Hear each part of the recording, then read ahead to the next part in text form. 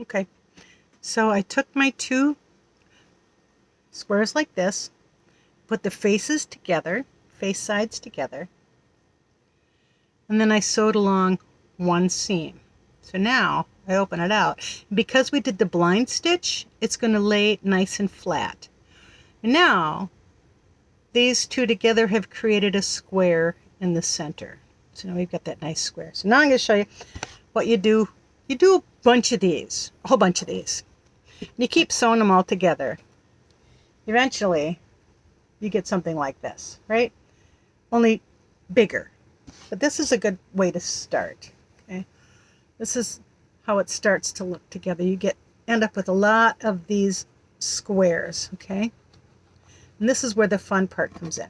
So now you take your small, geez, what size are these? I know, I gotta tape measure here.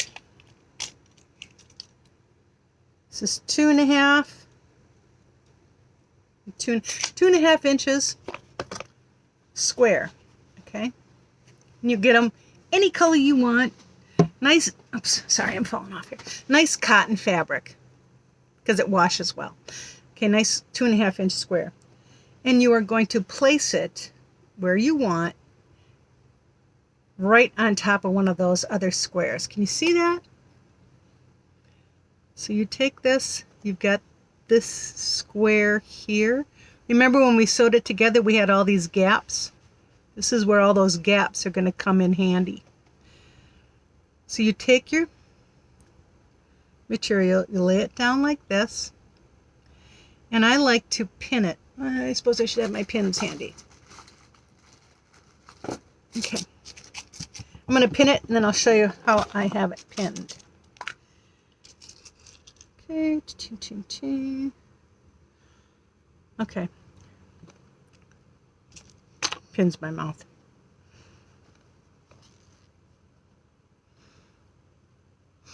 You're going to roll these edges because they're not pinned down or sewn down. You're going to roll it over the edge of your square. These are rough edges. You don't want them sticking out. They're going to unravel on you. You want this to look really pretty. So center your colored square inside these squares. Roll the edge over and pin it.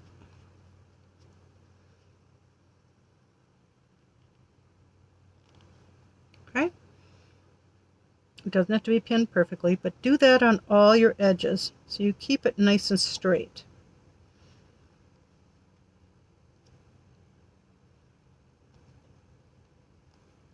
Okay?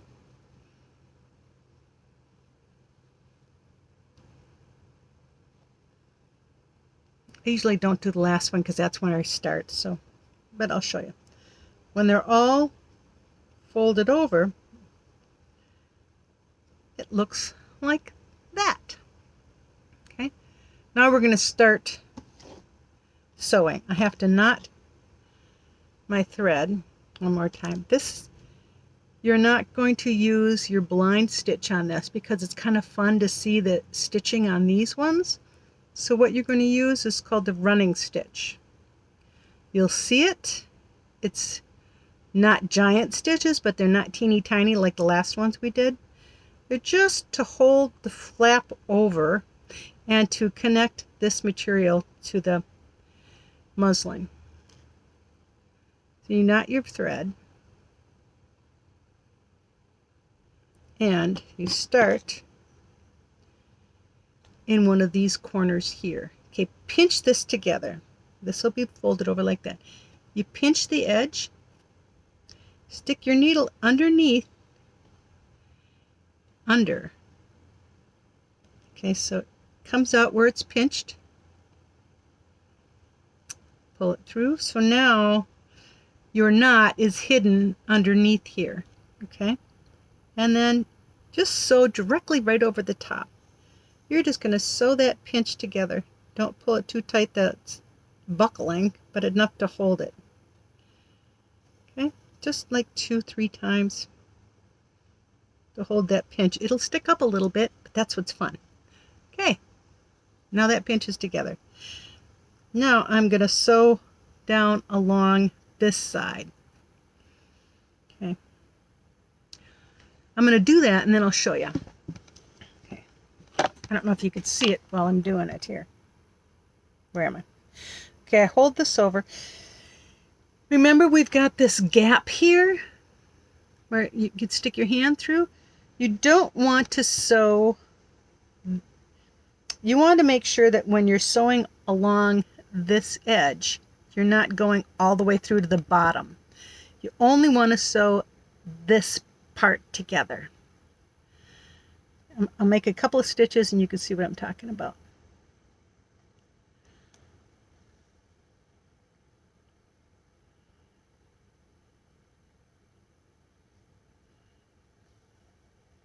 Okay, I'll make another one.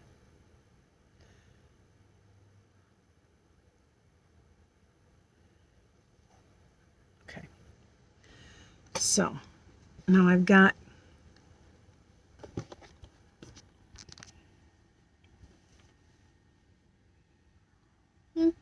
nope, that's not going to work. Try this again.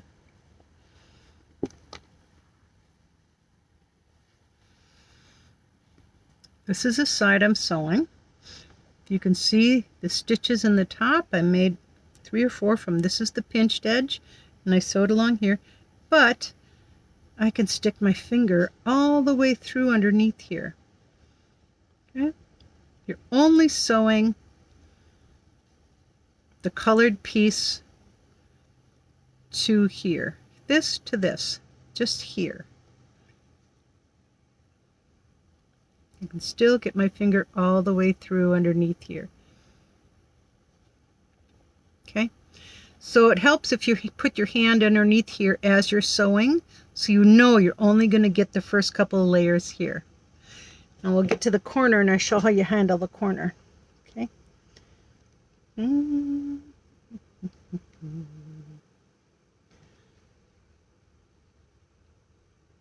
One thing is that you don't want to have a lot of thread on your needle because it takes up too much space. It's harder to wield. Okay. Now I'm back to the corner. Now I'm over here and I want to make sure I fold this part over nicely. I want to do another pinch and I want to sew that pinch together. Okay.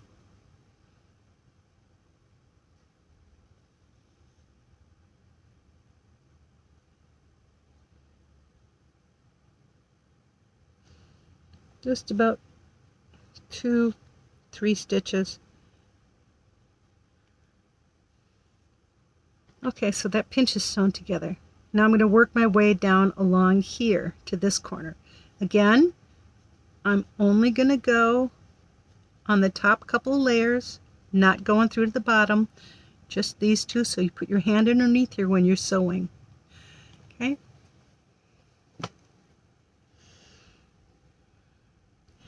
And as you go along, you want to make sure that your fabric is laying nice and flat as you do it. Make sure it's laying flat. And it helps, again, to hold this as you're working your way underneath. Keep your fingers under there so you're not going through to the bottom layer. You're just staying along the top. You can use any color thread you want. It may be fun to use something different. But because I use bright colors in my fabric, I want to see the fabric color more than my thread color. If you had like a solid color for your squares, you might want to use, a different color thread. The only thing I'd say is to make sure that you're using hand quilting thread because it's so much stronger. Regular thread is not going to hold up over time and it'll fall apart, which is not fun. Okay, I'm back to this corner now. Okay,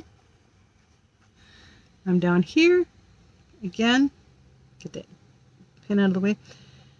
You're going to want to pinch the corner together, and when you're pinching, make sure that these two pieces of material in your pinch are fairly even. You don't want it to be like one sticking up higher than the other. You want them to be fairly even, sticking up with each other.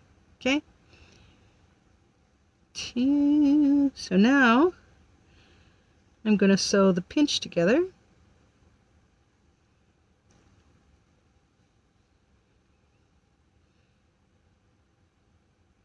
Couple, 3 stitches. My fingers get in the way.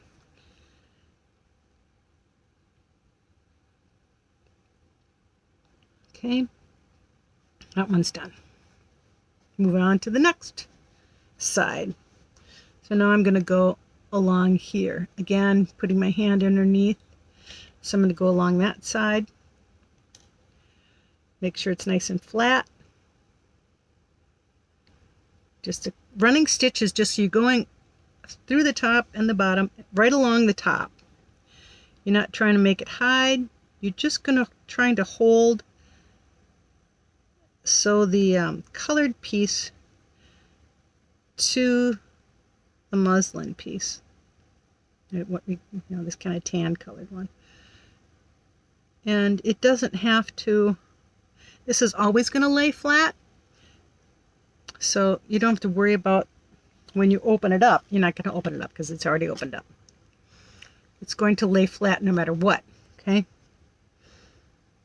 Because it's not going anywhere. You're not going to be folding it anymore. This is it. I should take the pin out of my mouth. Okay. Back at the last corner. Again, pinch. So the 2 edges are nice and even here. Oops. Nice and even. And I'm gonna, I think I'm gonna take one more stitch here because my thread isn't all the way up to the pinch yet, and I want to make sure I'm right close to the pinch before I start doing that pinch. You don't have to be exactly even with these. I mean, you're just holding it down. You're not making it like a machine stitching. This is all hand quilting, which is not always perfect. I kind of like it when it's not perfect, actually. When you're doing these corners, okay, and you're pinching it, you want to make sure that the edge of your colored piece is well underneath that pinch, because that's what's going to hide your edges and it's going to hold the colored piece in. So when you pinch it, make sure that colored piece is well underneath the pinch. 1, 2, and so you can see I'm just doing it right over the top here. 3. Okay. Now I'm going to work my way down the last bit here to this end. Same as I did all the other ones. Yeah, it's starting to look pretty. Take that pin out. I don't need that anymore. Hold it down. Just go over the top, down and up. If you keep your fingers underneath there, just be careful you don't poke yourself. I've done that a bazillion times. Eventually you get calluses on your fingers. You don't feel it anymore, but it could hurt if you go too hard. So just keep your fingers out of the way, but holding that material up as you do it. And you're not going to pull it too tight where it gets all lumpy like this. You want just enough to keep it flat and hold it in place.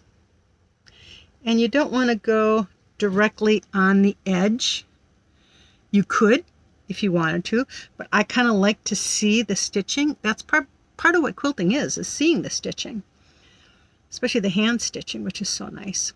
Okay, so go up a little bit, but make sure you catch the colored piece in your stitch. Okay, it doesn't good to do the stitching and not even catch your colored piece. You're not doing any good with that. Okay, I am back to our beginning pinch. So I am right here. So now what I want to do is go into the pinch with my needle here once, just to anchor that last stitch.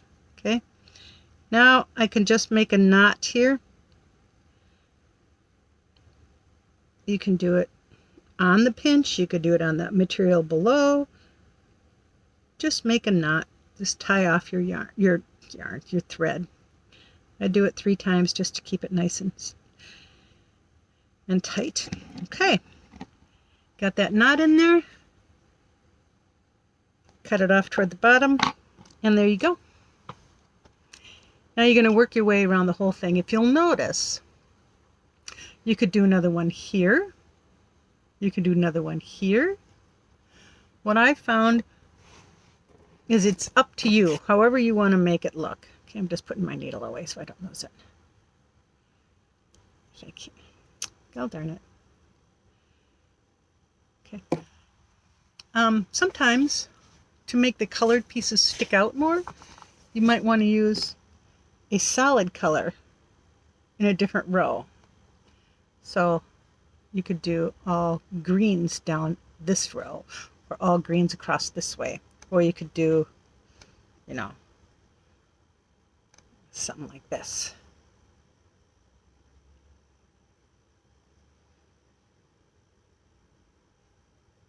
But that won't stick out. Anyway, you could just do it for fun every other.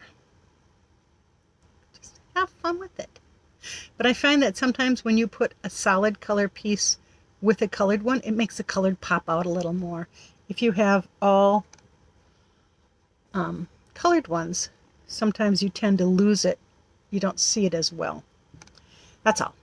Okay, so you start with your big square, 10.5 by 10.5. You fold it under 1/4 inch every corner and press it nice. Steam press it if you can. And then fold it in half so you have one long rectangle. Starting in the folded edge, okay, you start at that end on the short end. So from the folded edge to the open edge. And the first one you do, the first short edge, is you knot it off and cut it. You go to the other side, the other short side, again, start your needle in the folded edge. Work along the top, small stitches to this end. Do not cut it, but you do make a small knot. Now both sides are knotted or sewn. Open it up.